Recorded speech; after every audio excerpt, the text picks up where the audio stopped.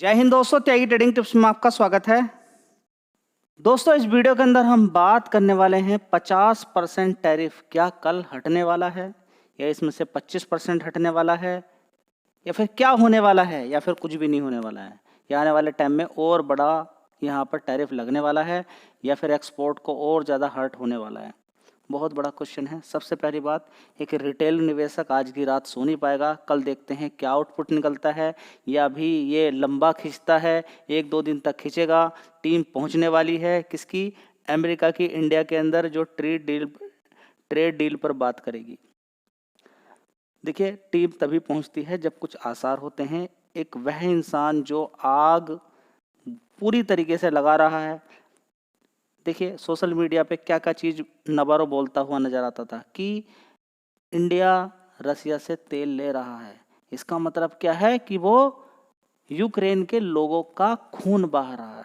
Ukraine के अंदर जो इतने ज़्यादा लोग मारे जा रहे हैं, उसके पीछे का कारण इंडिया इंडिया ये सारी बातें करता हुआ नजर आ रहा था नबारो। ठीक है, लेकिन हर किसी को मालूम है कि इस युद्ध के अंदर सबसे ज़्यादा आग जो लगा रहा है वो अमेरिका ही है, क्योंकि हथियारों का लगातार देना, और इस युद्ध को लगातार पिछले 4 साल से कंटिन्यू, इतने हथियार हैं यूक्रेन के पास नहीं है ना। अगर उसको हथियार देना बंद करेगा, वो प्रोटेस्ट करना अगर बंद करेगा, तो सीधी सी बात है, युद्ध भी थम जाएगा।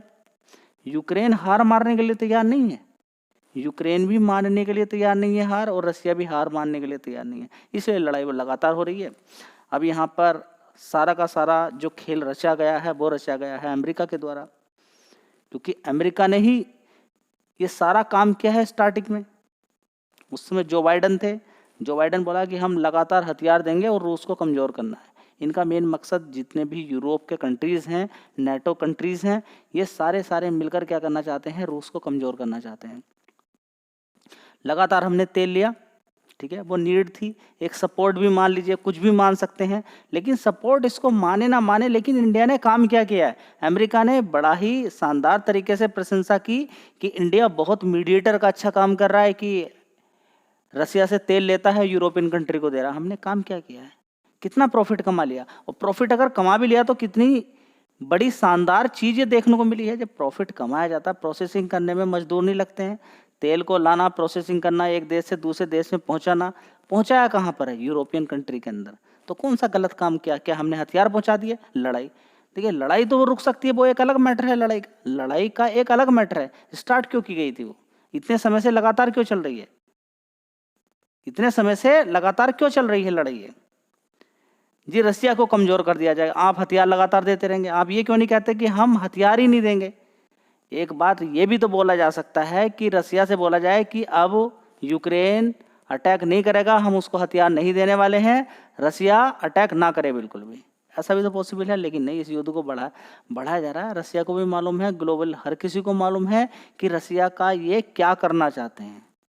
जिस तरीके से यूक्रेन के साथ 30 देश, इतने सारे देश हैं, तो क्या रसिया के साथ कोई देश खड़ा नहीं होगा? ठीक है, ये तो हुई बात लड़ाई की, और जो अभी ये बात आगे भड़क रही है। ठीक है, अब पॉइंट यहाँ पर आता है कि इंडिया की और अमेरिका की, देखिए, ये ट्रेड अब से नहीं, 25-30 साल से लगातार एक ट्रस्ट वर्दी चल रही है। ठीक है, बहुत ही शानदार तरीके से चल रही है। अमेरिका को मालूम है कि इंडिया के जो प्रोडक्ट आते हैं क्वालिटीफुल रहते हैं, उनमें कोई मिलावट नहीं रहती है। हम चाइना पे उतना बड़ा विश्वास नहीं कर सकते जितना हम इंडिया पे करते हैं। और अगर हम इंडिया को दबदबा खत्म कर देते हैं, इंडिया के साथ ट्रेड खत्म कर देते हैं, तो निकल कर कौन आएगा? चाइना। अब चाइना तो पहले से ही चाहता मैं अमेरिका से जीडीपी उसकी बड़ी हो जाए। सबसे बड़ा दुश्मन अमेरिका का कौन है? चाइना। लेकिन उसको समझ में नहीं आ रहा है।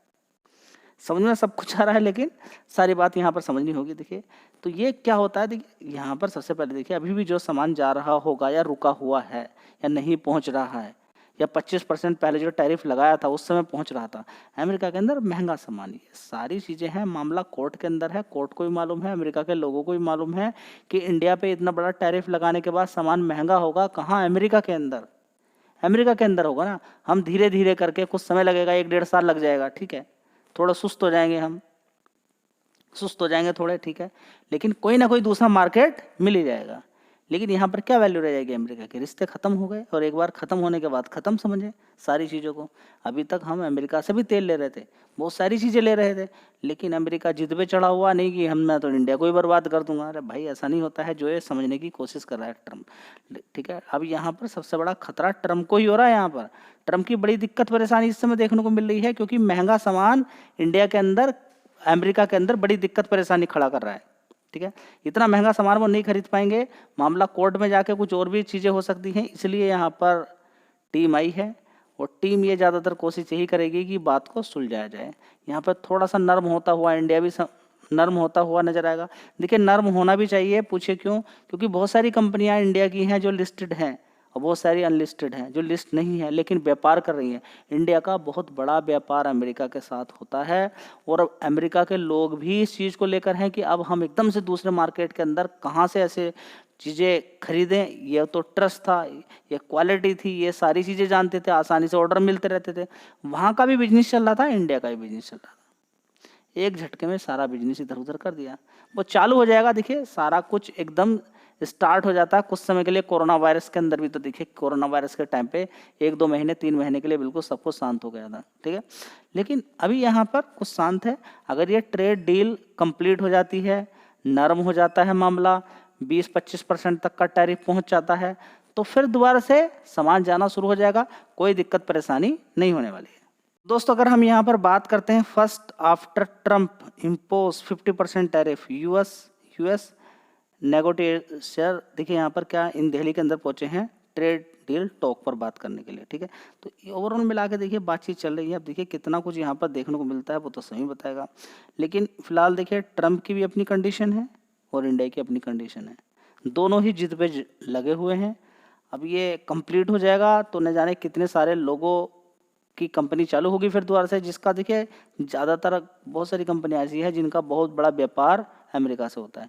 लेकिन हाँ एक ये सीख मिल गई है इंडिया को कि अमेरिका पर ज़्यादा डिपेंडेंट रहना ठीक नहीं है, अमेरिका पर ज़्यादा डिपेंडेंट रहना ठीक नहीं है। और ये अमेरिका के लोगों को भी खबर पता चल गई है कि हाँ कि इस तरीके का भी चीज़ें देखने को मिलती है। तो देखिए अब इंडिया से के साथ ये सारी चीज़ें करके, ऐसा नहीं कि दूसरी जगह व्यापार नहीं हो रहा है, बढ़ गया है, दूसरी जगह भी व्यापार मिलना स्टार्ट हो जाएगा, धीरे धीरे सारी चीज़ें देखने को मिलेगी। अब थोड़े समय बाद अमेरिका के साथ भी यहाँ पर हो जाएगा, लेकिन ये अमेरिका को भी एक झटका है कि इंडिया अपनी टर्म एंड कंडीशन के अकॉर्डिंग झुकेगा। लेकिन यहाँ पर अगर अमेरिका को लगता है कि मैं अपनी सारी कंडीशन मनवा लूँगा यहाँ पर, और मैं ये भी बोलूँगा कि तेल नहीं लेना वो नहीं, तो बहुत सारी बातें तो यहाँ पर नहीं होने वाली है। फिलहाल यहाँ पर अब देखते हैं क्या क्या चीज़ें निकल कर आती हैं और किन किन पॉइंट्स पे बात होती है, टैरिफ लगेगा हटेगा कौन कौन सा है। देखिए अगर ये बात हुई है, टीम यहाँ पर आ रही है, इसका मतलब ये कि अंदर इनसाइड में जो बातचीत चल रही थी वो शायद यहाँ पर कामयाब होती हुई नजर आएगी। तो शायद ये ट्रेड डील कामयाब हो सकती है, ऐसा लग रहा है, क्योंकि मार्केट ने भी एक साइन दिया है। तो दोस्तों मार्केट को देखिए, ट्रम्प के घर में ही आप देखिए ट्रेड करने वाले लोग हैं, ट्रेड करने वाले, क्रिप्टो करेंसी का बिजनेस कहाँ पर? पाकिस्तान के अंदर चल रहा है। ट्रम्प भी खुद इन्वॉल्व रहता है इन सारी चीज़ों में। आज ही ये सारी चीज़ें क्यों देखने को मिल रही है? आज ही सारी चीज़ें क्यों देखने को मिल रही है? तो ट्रम्प का बड़ा हाथ रहता है इंडिया के अंदर कॉल पुट से पैसा कमाने में। तो देखिए आज बड़ा प्यार के साथ कॉल से पैसा कमाया गया है इन लोगों के द्वारा, बढ़िया शानदार तरीके से 170 पॉइंट की तेज़ी बनी है। तो बड़े प्यार के साथ 25,200 की बात करें या 25,100 की बात करें, जिन्होंने कॉल खरीदी, कॉल खरीदता कौन है? यही अमेरिका के लोग खरीद के सारा बड़ा पैसा ले जाते हैं। जैनी स्ट्रीट देख लीजिए कितना बड़ा पैसा कमाकर कॉल पुट से पैसा कमा कर लेकर गई है। थोड़ा सा पैसा किसको दिया जा रहा है? सेबी को, पकड़े जाने पर। समझिए सारी बातों को, क्या बात समझ में आ रही है कि ये बड़ा खेल चलता है, इसको समझना बहुत ज़्यादा जरूरी है। कि आज बड़ी फ्लक्चुएशन आप देखेंगे कि इतनी कभी गिरावट कभी तेजी कभी गिरावट, इस तरीके की फ्लक्चुएशन देखने को मिली है किसके अंदर? कॉल के अंदर।